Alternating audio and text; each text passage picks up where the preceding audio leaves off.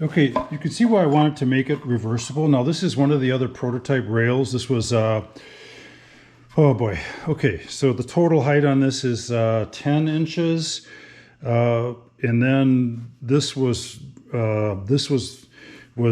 firewood that I took.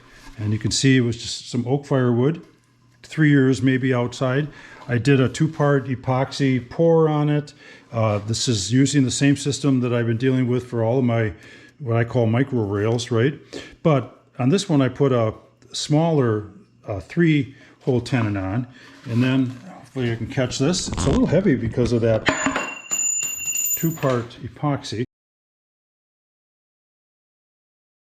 Dropped the bolt, so I had to get another one. And the strength of this is not much different than the big one, because it's still 2 GRKs that are going in. They're far enough apart that they're not going to interfere with each other. It's still steel.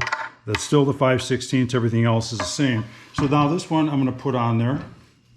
Do the same thing. Put the bolt in the other side. Put the wrench on it. Again, this is all in real time, okay? Oops, did I get the hole? Yep, I got it. Okay, so now, again, and that thing is heavy. Take a look at the seal, the joint. Look at that. That is absolutely amazing. Not only in here, but also up in here. And that's, again, this is rough sawn. That was done with a bandsaw, right? An 18-inch bandsaw. And now you've got a really excellent joint there. I'll just snug it up a little bit more.